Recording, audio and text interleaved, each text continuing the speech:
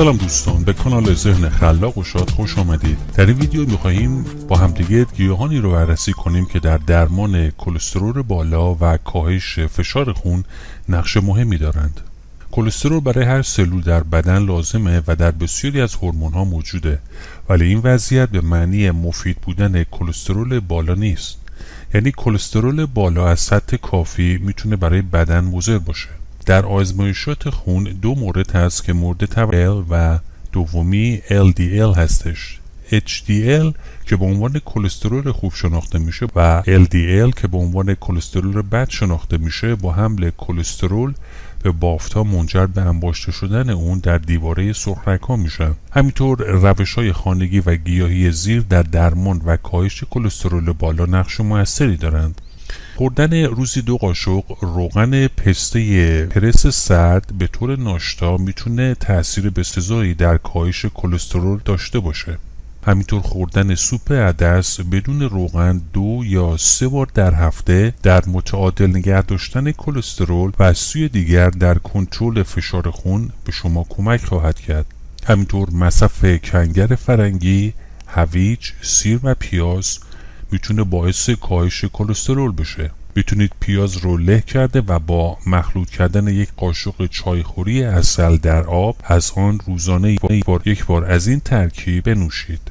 همینطور نوشیدن دمنوش گیاهی چای سبز، زنجبیل، رزماری، میوه گل رز و آویشه تأثیر بسیار مثبتی بر روی کلسترول خون داره.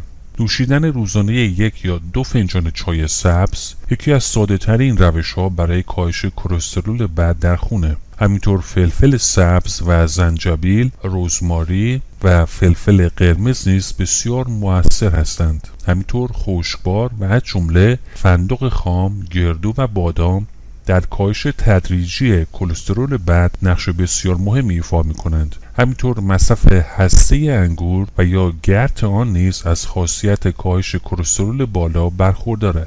هر شب قبل از خواب میتونید 2 عدد گردو رو در 1 لیوان آب قرار داده و صبح پس از بیدار شدن آب آن را نوشیده و گردوی آن را بخورید. این روش باعث کاهش کلسترول ظرف مدت کوتاهی می شود. همینطور مخلوط 1 قاشق مرباخوری سرکه سیب ارگانیک که با آب ترکیب شده و نوشیدن آن در طول روز میتونه نقش موثری در کاهش کلسترول خون داشته باشه. اما مواردی هم هست که افراد مبتلا به کلسترول بالا باید به اون توجه کنن. کسانی که از کلسترول بالا شکایت میکنن در راستای مشورت پزشک معالج مجبور به مصرف داروهای استاتین هستند. همینطور مصرف داروی استاتین کلسترول تأثیری بر کلسترول داخل مواد غذایی که در هر وعده مصرف میشه نداره. داروهای پایین آورنده کلسترول خون مانع از ترشح کلسترول تولید شده توسط کبد میشوند. یعنی منجر به تولید کم کلسترول در کبد میشه و بر روی کلسترول مواد غذایی مصرفی ما هیچ نوع تأثیر پایین آورنده ای نداره.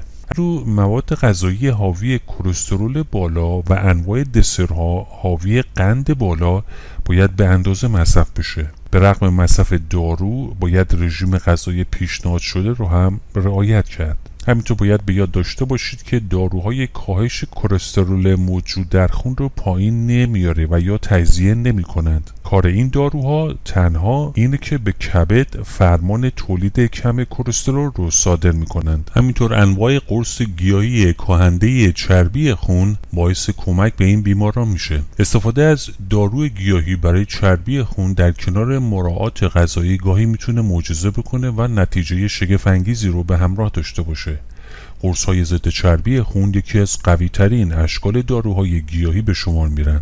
ترکیبی از گیاهان دارویی کاهنده چربی خون در 1 قرص کوچک میتونه تا حد زیادی کمک کننده باشه و به روند درمان بهبود ببخشه.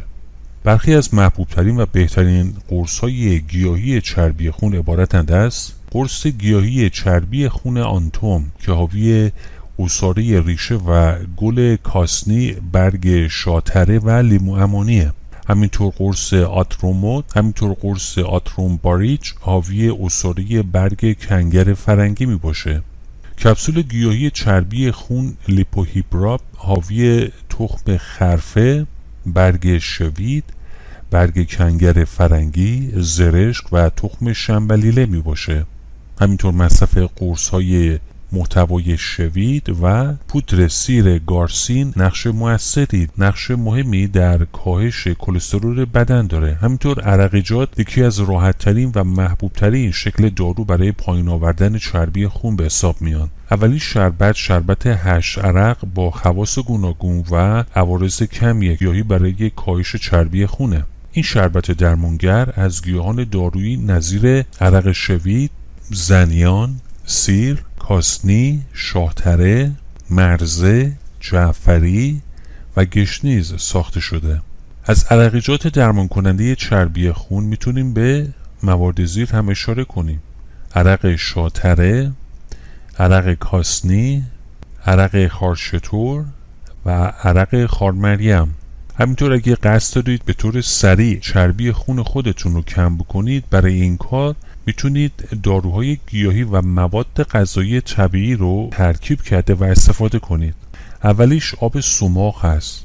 سماق به هر شکلی که استفاده بشه برای درمان چربی خون و کبد بسیار مفیده. همینطور سیر که نوع خام آن اثرات درمانی فراوانی داره. همینطور استفاده از دمنوش ها مثل دمنوش های دم کرده آویشن، دم کرده برگ کاسنی، دم کرده زنیان و عناب و دم کرده خارمریم و شوید میتونه کلسترول خونتون رو به سرعت پایین بیاره. همینطور باید یادآوری کنیم که مهمترین چیز در درمان چربی خون نخست تغییر شیوه زندگی و سپس استفاده از هر گونه داروی گیاهی می باشه. بنابراین اولین کاری که باید انجام بدید اینه که سعی کنید در یک باشگاه ورزشی ثبت نام کرده و یا اگه براتون مقدور هست میتونید هر روز پیاده روی های طولانی انجام بدید. قدم بعدی انتخاب یک رژیم غذایی پرفیبر و کم چربه و قدم نهایی استفاده از داروهای گیاهی به اشکال مختلف که در این ویدیو برای شما شرح دادیم. دوستان عزیز، و همینطور میتونید از ویدیوهای دیگر ما هم دیدن بکنید و فراموش نکنید که زنگوله رو فعال کنید تا اولین کسی باشید که از ویدیوهای ما دیدن میکنید. شاد و سلامت باشید. شما تشکر میکنیم که تا پایان این ویدیو با ما بودید. لطفا این ویدیو رو لایک کنید، اونو با عزیزان خودتون به اشتراک بگذارید و عضو کانال ما بشید و همینطور خوشحال میشیم که کامنت ها و تجربیات خودتون رو در پایین این ویدیو برامون بنویسید. همینطور فراموش نکنید که گزینه زنگوله رو فعال کنید تا اولین کسی باشید که از ویدیوهای ما دیدن میکنید. امیدواریم که همیشه شاد و سلامت